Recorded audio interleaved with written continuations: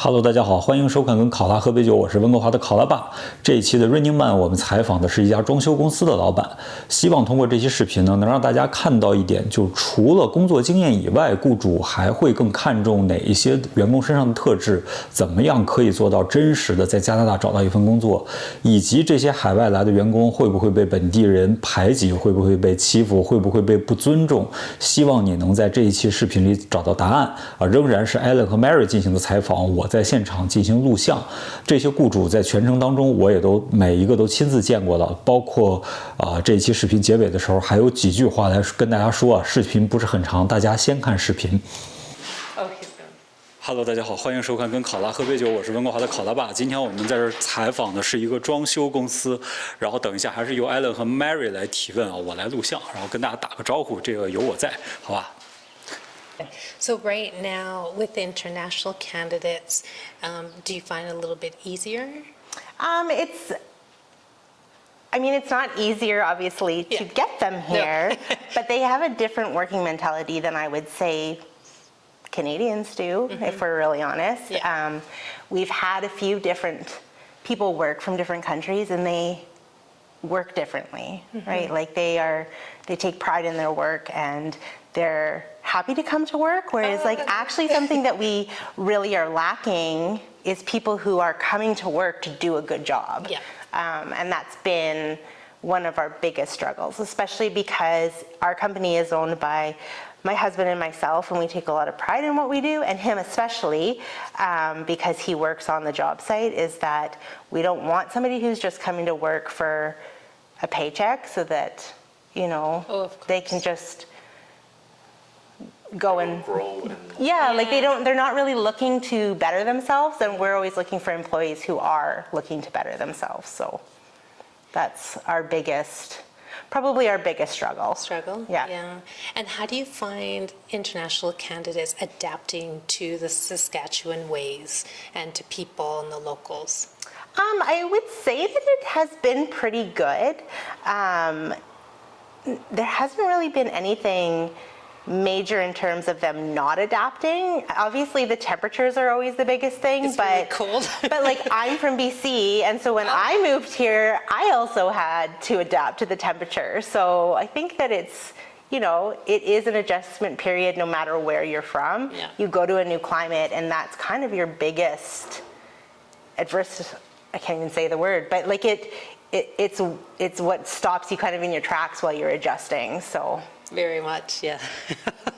And how do you, for example, do you foresee more jobs that you're going to be needing to fulfill for international candidates in the upcoming Well, I would say year? as long as we're growing and needing employees, then yes, it's been harder and harder to get people that want to stick around long term and put in that work. And our company just keeps on growing. So obviously, as long as your company's growing, you need more employees. Yeah, so it's just one of those things where it's like a good part of business, but it's also a struggle in business because you can't operate if you don't have the staff to do it. Yep. No, very true.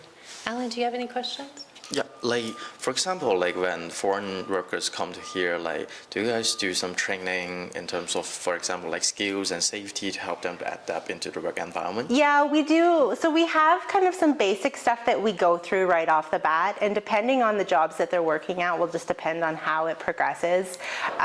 We're doing more commercial work, which means our safety protocols are increasing, and our training for those safety protocols are also increasing. So it is something that's provided because when our employees go on to these commercial job sites, it is required that they have it, and we have to provide the documentation to those companies in order to be on their work site. So it is, whether we want to do it or not, it is required for us in order to be on their job sites. So it's beneficial to them, but also to us, because you don't want people getting hurt.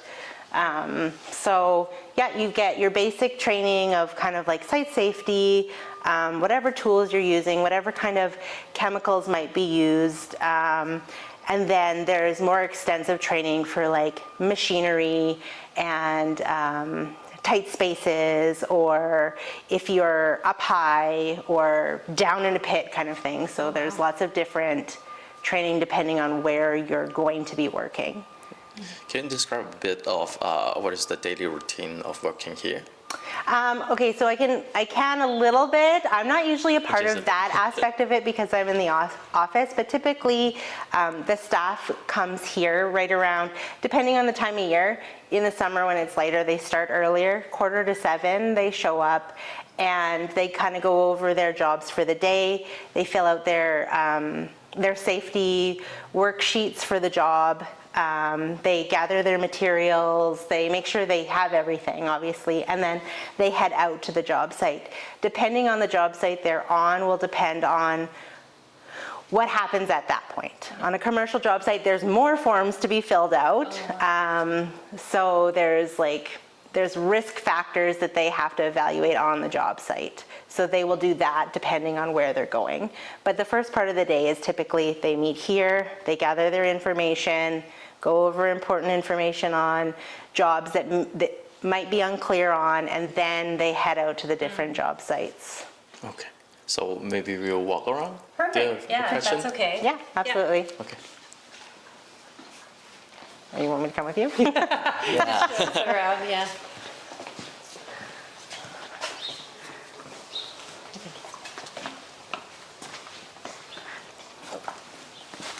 Filming the mess. Yeah. At least it's a nice day. Yeah. So this is one of your areas? Yeah. So this is just mostly where we keep all of our forming equipment. So it's like different parts of different jobs. You're gonna grab from here over here, different trailers for different types of jobs, whether they're grade beams or footings or for residential foundations. You're gonna grab all of that from here. In this big building here is where we keep like any kind of insulating products or any kind of the chemicals that they use. Our bobcats are kept in there. If they're here in the summer, they can be in the yard, but in the winter, more of our vehicles will go inside to keep them a little bit warmer.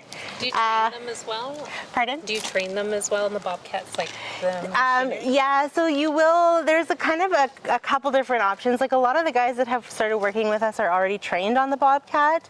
But again, on a lot of the work sites, in order for them to operate those bobcats, they have to have certification in it. Okay.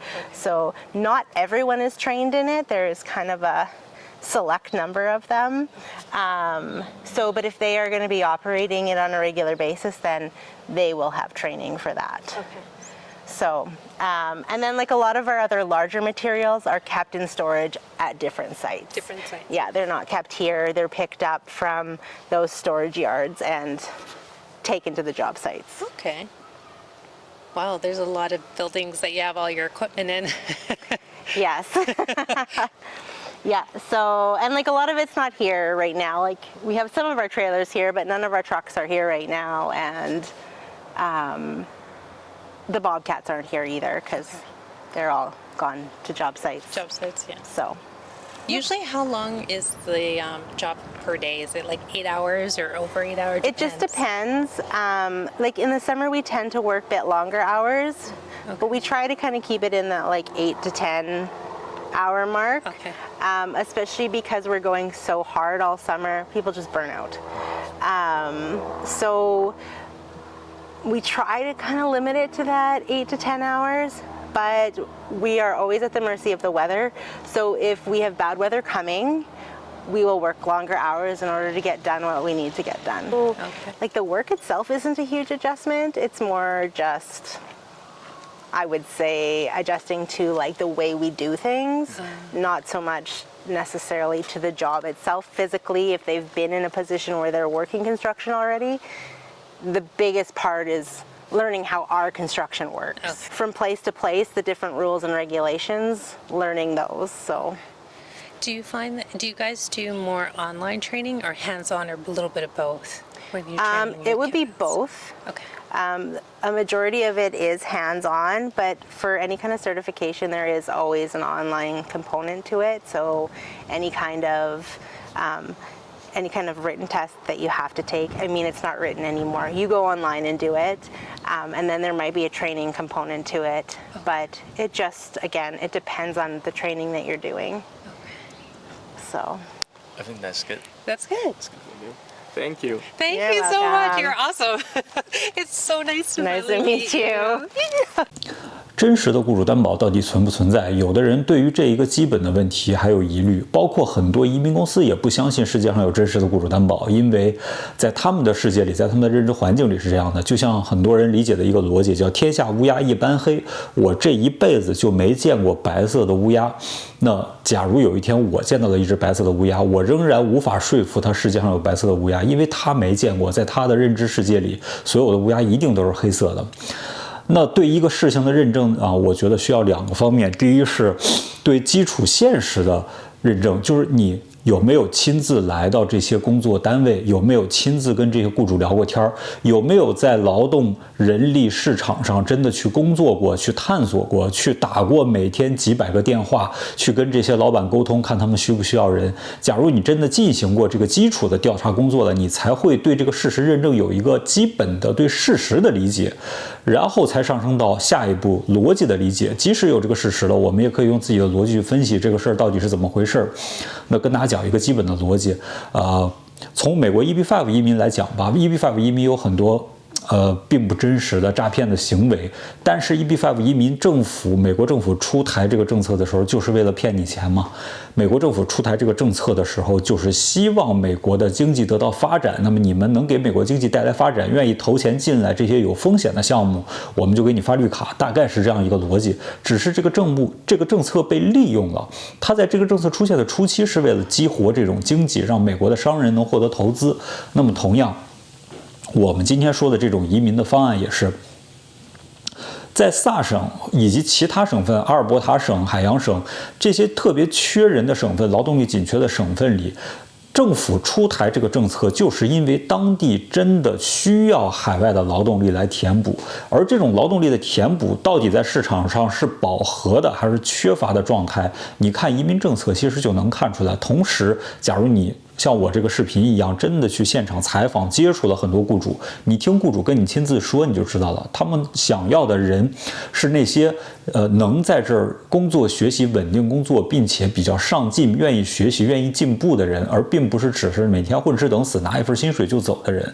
在整个的采访过程当中，我们采访了装修公司，采访了建筑公司，我甚至还有一期去了建筑工地上做采访，然后采访了农场，采访了切肉工，这些我都会在未来发出来。你可以看到农场老板、农场的运作，以及建筑工地上的人是怎么跟你说的。这个事情基本的事实是真的还是假的，在我的视频里，我想以一种最真实的方式跟你体现，你自己来进行这个判断。其中有一个雇主跟我们讲过一件事，说他们本地啊这种救济金，比如说失业救济金，是你每年需要满足一定的工作时间才能领取的。譬如说你每年的工作时间达到1000个小时还是800个小时，然后剩下的时间你就满足了那个领失业救济的资格。所以有很多本地人不想上班，他只想领失业救济，但是他也会来你这儿工作到这个时段，可能就工作2月，然后他就走了，然后剩下的时间他就可以领救济金，明年他再找一份工作干2月。这就是这些老板面临的一种困境，而这些海外来的员工，因为要办移民，来你这儿之前也经过培训，入职之后可以很快的上手，他们工作更尽心尽力，这是他们在本地的第一份工作，他们也需要这个工作来持续自己的移民，同时养家糊口，他们也会更愿意去学习去坚持。一个老板培养一个员工也是有成本的，这个员工来我这儿学了2月就不干了，那这个活交给谁呢？我下一个招上来的人又得重新培训，那中间这段空空档怎么办呢？这就是本地老板面临的困境。从现实角度来讲，我用视频给你展现我的事实依据；从逻辑角度来讲，这就是我的逻辑。希望你也能明白真实雇主担保到底是怎么回事，为什么移民公司特别喜欢跟你说世界上没有真实的雇主担保呢？因为他们不做，而在他们的世界里，很多移民公司的世界里可能真的没有。希望我能让你看见不一样的加拿大，这也是这个频道存在的价值。Running Man 的视频我会一直继续做下去，我也欢迎各大移民公司、移民中介在各个平台上继续黑我。咱们这期视频到此为止，咱们下期再见，拜拜。